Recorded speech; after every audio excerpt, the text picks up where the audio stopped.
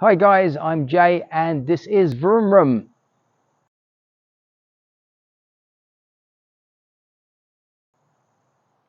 Welcome back to the channel guys. Today is the completion, part 2 of the Kawasaki ER6 or Z650 as it's also known, and how it turns out, including a bit of a test ride as well, which was the first and just didn't turn out very well.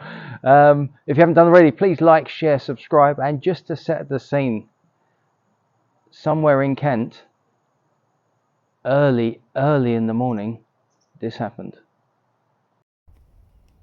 It's very early in the morning, but it's one of those days where I've had a sleepless night thinking about this bike. The throttle body's got to come off. I found one on eBay and it's reasonable and low mileage, and it seems the better option than buying the sensor and then using a multimeter to get into the right position. There's just not that many of them around, and you don't know if you're getting the right one. At least with the throttle body, it's been working. So we'll pull it off. I can then compare it to the one online and then buy it. I need to make a decision with this. I'm still not 100% sure that's the problem, but we'll give it a go. And at the same time, we can take the air temperature sensor off and test that as well. So let's get the tank off again.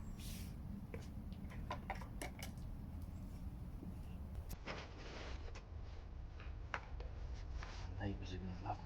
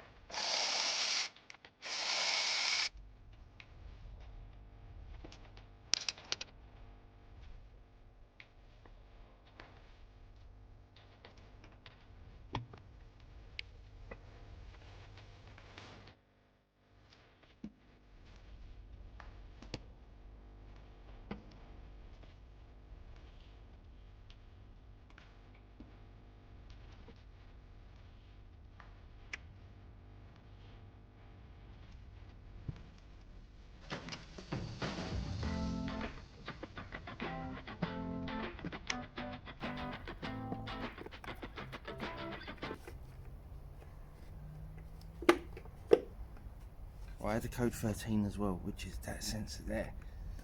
So now it's off. It's a lot easier just to do some tests on that. So we'll see how that goes.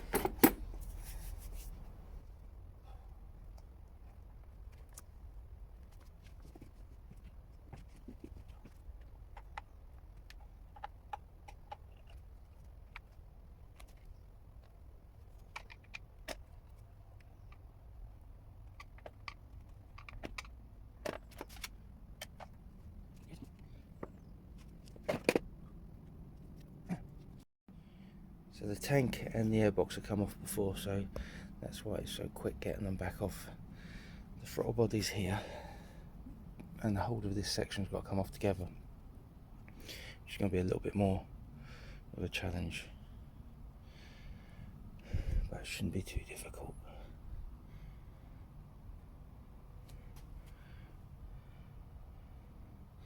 And then we'll see from there. And the tests that I done on the sensor, I'll do again just to make sure. And you've got to be careful of the two plugs on here on this side, because if you mix them up, it causes a lot of problems. So it looks quite accessible. We'll jog on with that bit. Right, if I'd known they'd be as easy as they were, I wouldn't have stopped recording. Literally come off in 5 minutes. 5 connectors, one vacuum pipe. Yeah. The fuel pipe stayed on because I took the tank off, and that's just the the cables, but they look like they come off easily, so that's it. I should have this off in another about 2 minutes. It's all done. The throttle cables were a little bit of a faff, but after taking out the 2 screws, gave it a little bit more wiggle room and I got them out. So that's it. I can take this in now, compare it against the other one, and get it ordered. Right, we're having an unboxing video. This is the best unboxing video in the world, because I know what's in there and I'm very excited, because if this fixes the issue, then I will be over the moon. Let's just score this. Rip that bit. There you go. You want a new game at Christmas? Try and get people to open their presents with one hand. It's bloody hard. Hold on, I just need to score this. Let's score that. And we just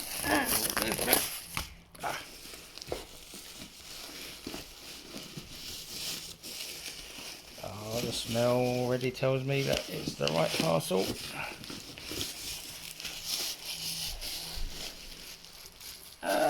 Come out. I'll put you down for a second. No, I'm not going to hold it. Hold on, let me do that. One hand. Yes, yes, yes, yes.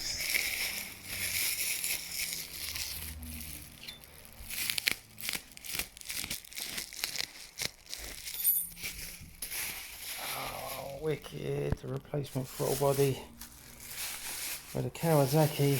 Just what I've been waiting for. Let's get it fitted.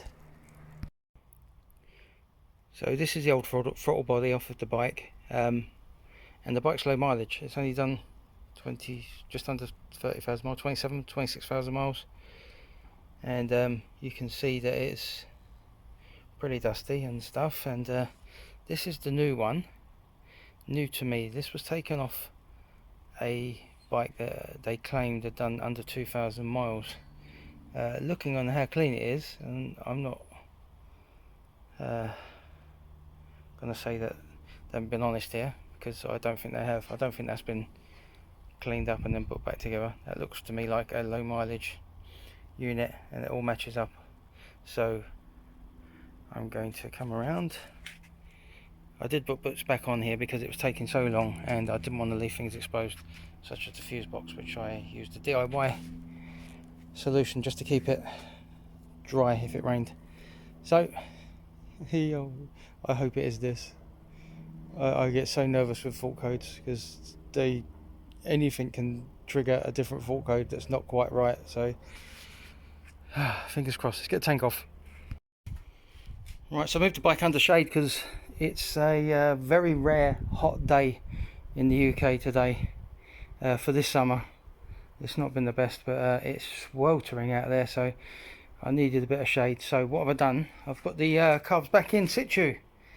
The only thing I've got to do up is the bottom part. The throttle linkage is on, the connectors are on, so it's 2 bits to do than that. Now I had 2 fault codes. One was showing the throttle body sensors, and the other was showing the air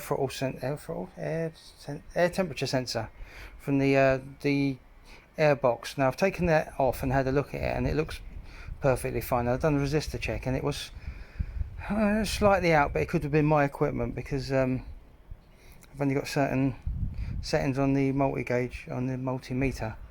So what I'm going to do is, because I was saying about one fault affecting another, I'm just going to put it back. It's not hard to get the tank back off anyway, and gain access to that sensor, but I just want to see if this runs as is, and then if it's still throwing up that sensor after a couple of days riding, then I'm going to, what am I going to do? I'm going to replace it. That's what I'm going to do. But this is going to be my bike for a while, so I just can't wait to get on it. And yes, rookie schoolboy error yesterday actually. Remember that I hadn't sent off for a V5 because this came without one V5. Yeah, via the V60 form. So I had to go and do that. So that's going to take even longer to arrive now, but that shouldn't really affect it. It is insured. It's still MOT'd. So all I've got to do is chuck a bit of tax on it, which I'll do if this works. Probably noticed that I'm sounding quite confident, but I really am not. I'll get those two bottom bits done, and I'll chuck the airbox back on and come back to you. Well, that turned a little bit more into a faff than I was expecting, only because I lost all the air filter bolts. Forgot them where I put them. Took me about 10 minutes to actually remember, so pain in the backside that was. Tank's gone back on, that was all nice and easy. It's only one connector and a couple of pipes. Excuse my gate. Right, so we're always in this together. We have power. Oh God, I hate this bit.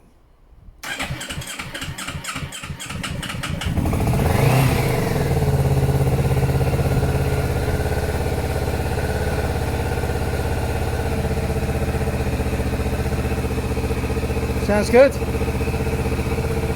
Wow.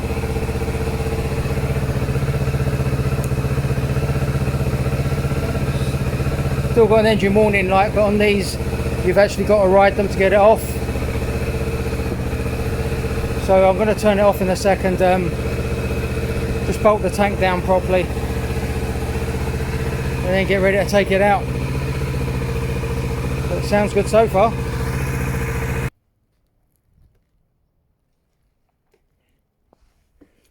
Right, so I think I'm actually ready to go.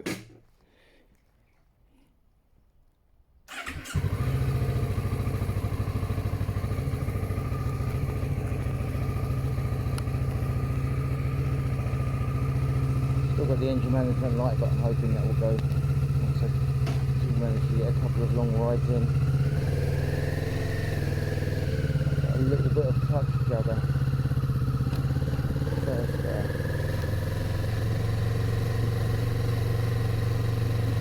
One of the first things I'm noticing is how quiet it is, especially compared to the other bike that I've got at the moment, which is a real animal. It has some severe angle issues. Seems to be going through the gears okay, so I've got to check with the brakes. Now I moved the handlebars on this because I thought they were little. So what I did here was I turned the volume down on the headset, because this was the first time that I was recording while doing a live ride, and it just didn't come out very well because of the wind noise. So I'll be looking at other options to try and improve that next time, and a better mount, as the camera angle wasn't the best. I would say that the bike, it ran really well. It went through the gears. It done everything that it should do. The braking was really good, and it was very nimble as well. And you just felt like you could just get in and out of traffic really easily, which was the way that you want to ride really. So it was a really good experience, and as you can see, when I'm coming around the bend and I get kind of stopped at the lights and then pull away, it was like the first bit of real welly that I've given it, and even though I wasn't opening it right up, it responded really well, and it just didn't misbehave at all on the whole of the ride. All I can say is that as far as these particular bikes go, and then the general comparison to an MT-07, I suppose, is the natural one to compare it against. This just feels a lot more grown up and sensible, where the Yamaha is just a little bit more of a hooligan. But it depends what you want. If you want the adrenaline rush, then you go for the Yamaha. If you want something that is sensible, you stick with this. Front brakes slightly grippy. And that's it. So hope you enjoyed that. And so that's how it all turned out. The Kawasaki running really nicely. Going to be my daily ride just for a while anyway, and we'll just see how it goes. So couldn't be more pleased with that. In the meantime, a new project has arrived. If you've seen the shorts on the channel, you will know exactly what it is. It's a little bit smaller than we're used to, but hopefully just as interesting. So stick around for that, and I'll see you again soon, guys. Take care.